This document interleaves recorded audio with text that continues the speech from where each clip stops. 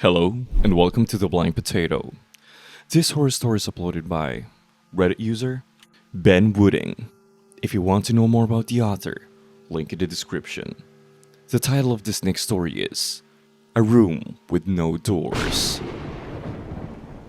Before I start, I would just like to invite you to please like this video, subscribe if you haven't already, and click that notification bell so you won't miss any of my future uploads. So, get comfy, and let's begin. Every room has an entrance. It doesn't have to be grand. It doesn't even have to be constantly accessible. Simply by its very definition, a room cannot be a room without a way in and a way out. Yet, every rule has an exception. I've seen the exception to this one, deep within my house. So deep, in fact, that I have absolutely no idea where exactly this room is, but I know it's nearby. I've heard people inside, and I've even been in myself. Between me and my sister, my parents have 2 daughters. I was the last to get my own place, despite being the eldest by a year. My encounter with the room occurred only a few days after moving in. I wasn't doing anything in particular. I was just walking down the stairs, a perfectly mundane activity that we don't even think about. A means from point A to point B. But what happens when point C gets in between? When we stop paying attention to where we're going, where do we end up? Each step creaked gently below my feet, something that doesn't bother me, but it did seem particularly louder than usual on this occasion. Perhaps it took more of my attention than I had realized, because on that final step, I tripped. Not enough to hit the floor, but enough to stumble and lose my balance. As I caught myself from my momentary fall, the house saw my temporary lack of concentration. The room changed. Walls of an off-white color surrounded me, which most of the paint cracking and flaking away with age. The floorboards were visible and rough. Even through my socks, I could feel the points of wood painfully pressing my skin. The air felt thick to breathe. A musty, dusty smell filled my lungs. The room was bright, although missing any specific light source. It simply seemed to emanate from a thick, twisted, wooden pillar in the center of the room.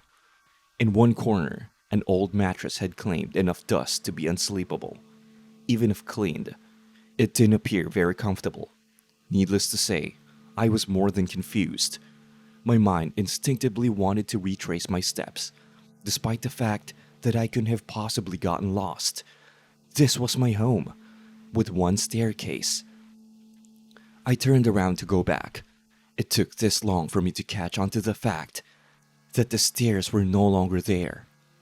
In their place, nothing, less than nothing even. There was no evidence of any way in or out at all. No windows, no stairs, certainly no doors. My claustrophobia began to set in. My mind had stopped searching for an explanation and was now only set on finding a way out. An impossible feat, caused by an equally improbable room. I felt my heart rate rise and drop to the floor. Time felt like it was moving slowly. Every corner of my thoughts focused only on the walls around me. They may not have been closing in, but my fears were. As my knees hit the floor, they felt soft. They had landed on a gentle, almost woolly material. As my vision focused and my racing mind calmed down, I realized I was in my hallway. Sunlight beamed in through the window, reminding me that I was free to leave at any time. I immediately went on a walk. I needed to feel the outside air. I didn't tell anyone about this at the time. In all honesty, I let it slowly sink into the back of my mind. After a few days, I no longer thought of it. I hadn't forgotten. How could I ever forget something like that? I simply pushed it away. That was until my sister found the room. Just 5 days after my encounter, she dropped by to visit and see the house for the first time. I told her I'd give her a tour. The house seemed to take that liberty for me. I specifically remember being in my bedroom, upstairs, cleaning some things away. She always had to clean her bedroom as a kid, and part of me just wanted her to notice that I was more mature now that I lived alone. I wasn't being loud. I would have heard the door if someone had knocked. I'm sure of it. But I never heard a knock. I heard her scream. It didn't echo through the house. It seemed to crawl up through the walls as a muffled noise. All around, her scream, even as I ran downstairs. "Help!" I heard her cry. "Where are you?" She sounded terrified. "Where are you?" I yelled back, repeating her question. I realized now that this wasn't helpful, and I never even answered her. But in the panic of the moment, I just wanted to find her. Somehow, even on the ground floor, her voice seemed just as distant as it had upstairs. I opened the front door and stepped into the garden.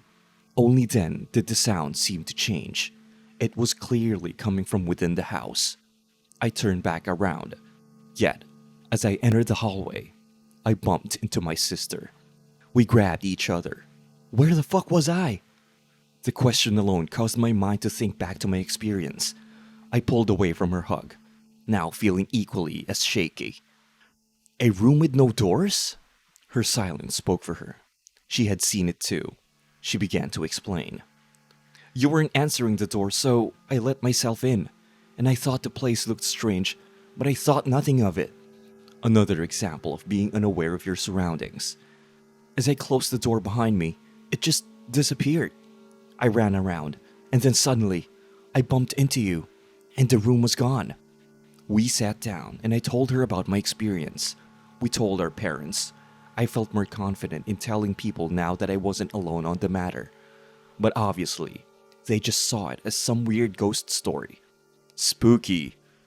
Seriously, that was the first thing our dad said. The traumatic events were, simply by the nature of their absurdity, nothing more than a tale.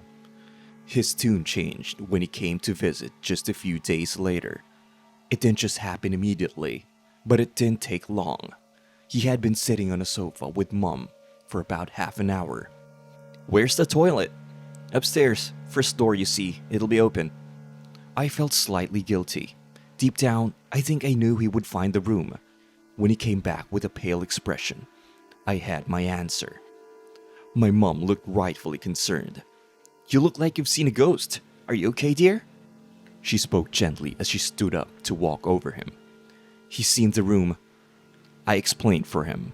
Mom's puzzled face showed that she wasn't exactly sure what I meant, so Dad finished the explanation. The one with no doors. Mom, of course, experienced it too by the end of their visit. On their way out of the front door, Dad was holding her hand one moment, yet the next, she was gone.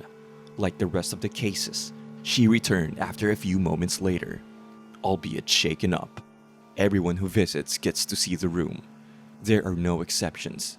Every single person who had ever visited my house has seen the room at some point before leaving. Then, they are safely and promptly returned. What's stranger still is that it never occurs more than once. A single visit is all anyone ever seems to be permitted.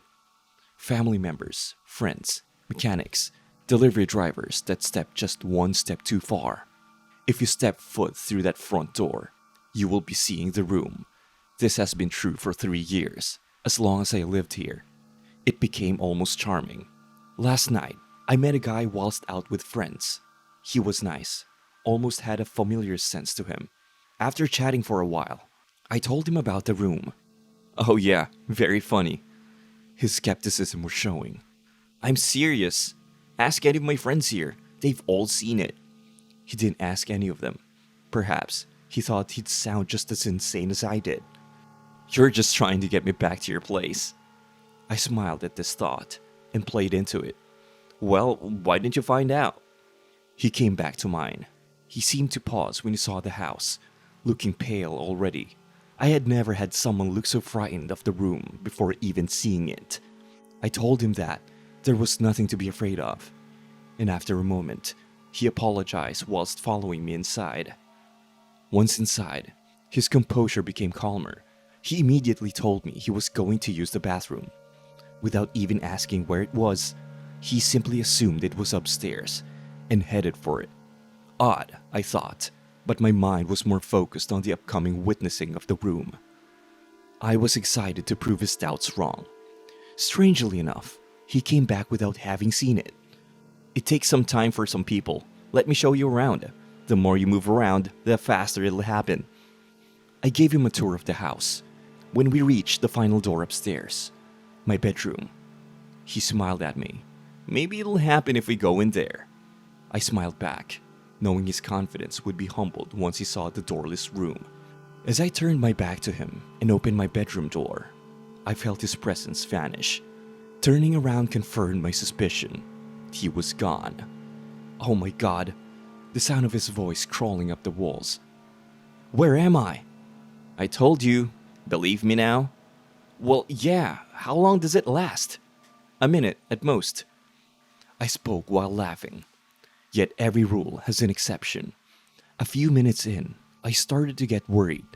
After an hour, he begged me to help him. It's now been a whole night. His voice has stopped. The room had always returned people. Always. Why was this man the exception? I wanted to have helped him, but I'm not even sure where I would have started. Calling the police seemed out of the question. How would I even explain that the house had kidnapped somebody? I spoke to him all night, trying to help him find a way out. But we both knew he wasn't getting out until the house allowed it. Towards the end, he gave up. He started talking about how regretful he was. At the time, I thought he meant for visiting the house. But thinking back, I believe he meant something else. He kept talking about doing the wrong thing at the wrong time. The final words I heard him say before I stopped understanding him entirely were the most telling. She's going to keep me here. Is he talking about me? Or does he know something I don't? Researching my address further yielded an interesting development. He had been the previous owner of this house. Perhaps, subconsciously, I recognize him. Intrigued by his familiarity, I never met the previous owner before buying the house.